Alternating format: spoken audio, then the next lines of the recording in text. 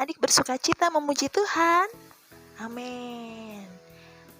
Kalau begitu tepuk tangan. Lalu bilang haleluya. Adik-adik kita tercipta untuk memuji Tuhan. Maka sekarang kita ulangi lagi pujian ini lebih bersemangat. Ku mau lakukan apa yang benar, ku mau serahkan semua hidupku, ku bersandar pada Yesus. Kau tunjukkan yang tepat. Hei, apa yang ku kata, ku mau sepertimu. Oh, semua yang ku pikirkan, ku mau lebih sepertimu, ku mau lebih sepertimu.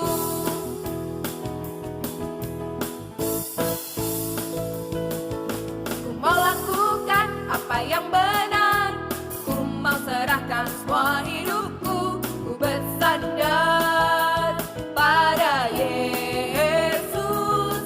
Kau tunjukkan yang tepat. Hei, apa yang ku kata, ku mau sepertimu. Oh, semua yang ku pikirkan, ku mau lebih sepertimu, ku mau lebih sepertimu. Tercipta untuk pujimu, makin sepertimu.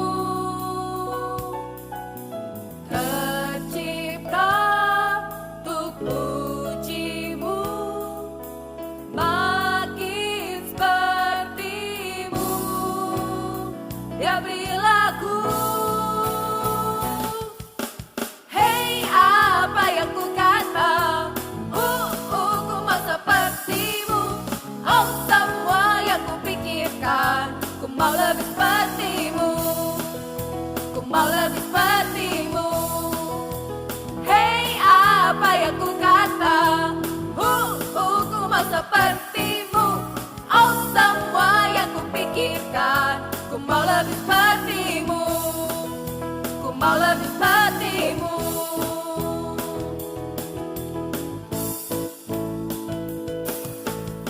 Haleluya.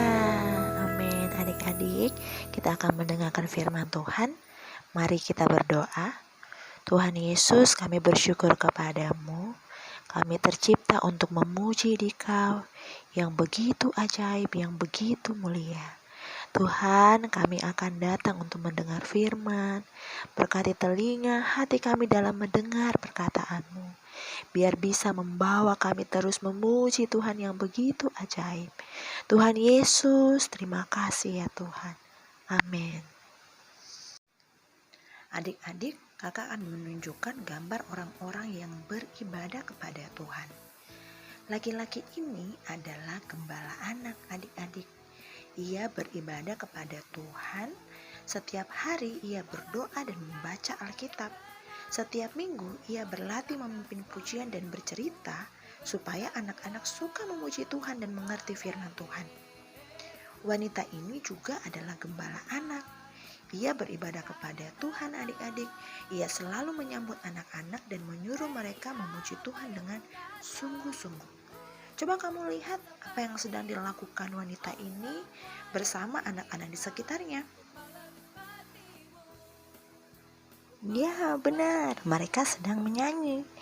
Apakah mereka menyanyi dengan sekuat tenaga, adik-adik? Ya, lihatlah. Mereka bertepuk tangan dengan semangat dan membuka mulutnya lebar-lebar. Menyanyi sungguh-sungguh sehingga Tuhan senang. Dan orang lain bisa mengenal Tuhan melalui nyanyian kita. Itu juga termasuk beribadah kepada Tuhan, adik-adik. Adik-adik, berapa lagu yang bisa kamu nyanyikan? Yuk kita main tebak lagu.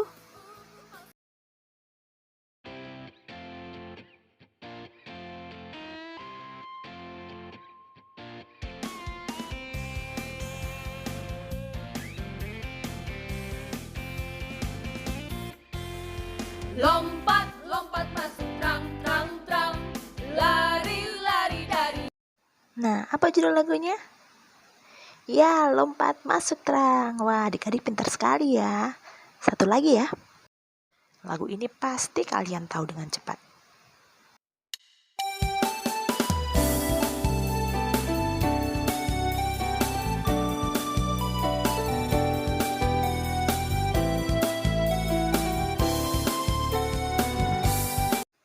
Iya, betul sekali adik-adik.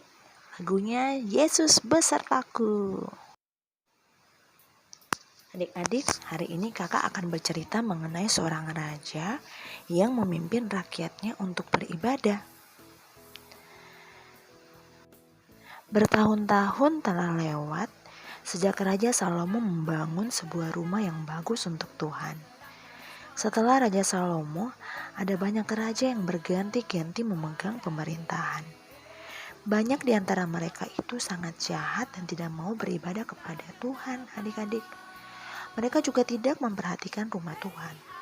Malah ada seorang raja namanya Raja Ahaz. Ia begitu jahat karena adik-adik, ia membuat patung-patung dari emas, perak, dan kayu untuk disembah oleh rakyatnya. Dia mengatakan kepada rakyatnya bahwa patung-patung itulah yang dapat menjawab doa mereka. Kemudian Raja Ahaz juga mengunci semua pintu masuk ke rumah Tuhan, adik-adik. Nah, adik-adik, setelah Raja Ahaz mati, anaknya menjadi raja. Namanya Hizkia. Saat itu umurnya 25 tahun, adik-adik. Seandainya kamu adalah Hizkia, apa yang akan kamu lakukan begitu kamu jadi raja? Membangun istana yang mewah? Menambah jumlah pembantu? Atau mengutus pengawal-pengawal untuk mencari makanan terenak di seluruh dunia? Tahukah kamu apa yang dilakukan oleh Raja Hizkia, adik-adik? Hizkia tidak peduli apakah istananya sudah bagus, apakah pelayannya pintar-pintar, apakah makanannya enak-enak. Yang ia pedulikan adalah Tuhan dan rumah Tuhan. Raja Hizkia sangat mencintai Tuhan dan ingin melakukan semua perintah Tuhan, adik-adik. Makanya Raja Hizkia amat sedih karena rakyatnya menyembah berhala, patung-patung yang bisu. Mereka telah melupakan Tuhan yang hidup. Raja Hizkia ingin seluruh rakyatnya hanya menyembah Tuhan yang hidup, Tuhan yang ia cintai. Adik-adik, itulah sebabnya hal pertama yang dikerjakan Raja Hizkia adalah membuka pintu-pintu rumah Tuhan dan memperbaikinya. Coba tebak apa yang Raja Hizkia lihat ketika ia membuka pintu-pintu rumah Tuhan. Waduh, kotornya. Ternyata rumah Tuhan penuh dengan sampah, debu dan sarang laba-laba, adik-adik. Raja Hizkia cinta kepada Tuhan. Ia ingin menyenangkan Tuhan. Maka Raja Hizkia mengumpulkan orang-orang Lewi, orang-orang yang biasa melayani di rumah Tuhan. Hai orang-orang Lewi, kuduskanlah dirimu, kuduskanlah rumah Tuhan. Ia memanggil orang-orang Lewi untuk bertobat, serta membersihkan dan memperbaiki rumah Tuhan, adik-adik, sehingga dapat dipakai lagi. Adik-adik, semua orang bekerja keras dan tidak berhenti sebelum rumah Tuhan itu menjadi bersih dan indah lagi. Setelah bekerja keras selama 8 hari, rumah Tuhan menjadi bersih dan siap dipakai lagi. Raja Hizkia segera memanggil pemimpin-pemimpin kota itu untuk datang ke rumah Tuhan. Mereka bertobat dan berdoa bersama. Adik-adik, setelah itu Raja Hizkia memimpin orang-orang itu untuk menyanyi bagi Tuhan dengan diiringi berbagai alat musik. Ceracap, gambus, kecapi. Mereka juga membunyikan nafiri. Mereka menyanyi dengan sangat sukacita, berlutut dan sujud menyembah. Sesudah itu, Raja Hizkia mengirim pesuruh-pesuruh cepat ke seluruh Israel untuk membawa surat undangan dari raja. Raja mengundang orang-orang datang ke kota untuk merayakan Paskah bersama-sama sesuai dengan perintah Tuhan. Raja juga berkata, Marilah kita semua bertobat. Jangan terus-menerus membuat Tuhan marah. Tuhan kita adalah Tuhan pengasih dan penyayang. Kalau kita bertobat, Dia pasti mengampuni kita. Adik-adik, sebagian orang ketika mendengarkan undangan dan ajakan raja untuk bertobat, malah menertawakan dan mengolok-olok. Namun ada yang datang berbondong-bondong untuk bertobat dan merayakan Paskah. Mereka bertobat dan merayakan Paskah selama 7 hari, adik-adik. Mereka sangat bersuka cita, sukacita luar biasa. Selama 7 hari itu, setiap hari para imam dan orang-orang Lewi menyanyi memuji Tuhan dengan sekuat tenaga. Karena mereka merasa begitu senang, maka mereka memutuskan untuk memperpanjang perayaan itu selama 7 hari lagi. Maka besarlah sukacita yang mereka rasakan, karena mereka sudah bertobat dan beribadah pada Tuhan yang hidup. Sesudah perayaan selama 14 hari itu, orang-orang itu pulang ke rumahnya. Adik-adik, namun dalam perjalanan pulang, mereka melakukan sesuatu yang sangat menyenangkan Tuhan. Apa itu? Mereka meremukkan dan menghancurkan setiap tugu berhala dan tiang berhala, juga mesbah untuk menyembah berhala. Setiap berhala atau patung yang mereka jumpai pasti dihancurkan. Mereka tidak berhenti sebelum semua patung di seluruh negeri itu dihancurkan. Adik-adik, tahukah kamu apa arti beribadah kepada Tuhan? Ya, mungkin jawaban kamu ada yang betul. Beribadah kepada Tuhan itu berarti menyembah Tuhan. Kamu bisa menyembah Tuhan melalui banyak cara. Jika adik-adik berbuat baik, jujur, baik hati, suka menolong, agar orang-orang dapat mengenal Tuhan melalui dirimu, itu juga termasuk beribadah. Berdoa, bertobat, membaca Alkitab juga termasuk beribadah.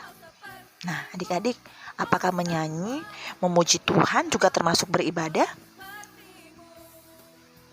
Ya, betul adik-adik, itu juga termasuk beribadah. Adik-adik, lihatlah bagaimana sikap pelayan ini terhadap rajanya. Ia membungkukkan badannya, itu berarti ia bersikap hormat terhadap sang raja. Apakah kamu juga memiliki sikap yang tepat terhadap Tuhan? Bagaimana sikapmu ketika memuji Tuhan, adik-adik? Apakah kamu malah diam-diam saja di saat semua anak menyanyi? Apakah kamu malu-malu saat memuji Tuhan? Adik-adik, mari kita gunakan seluruh diri kita untuk beribadah dengan sungguh-sungguh. Jika menyanyi, marilah menyanyi dengan sekuat tenaga.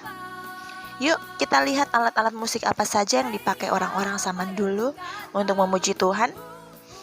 Kakak akan membacakan kitab Mazmur 150 ayat 3-6.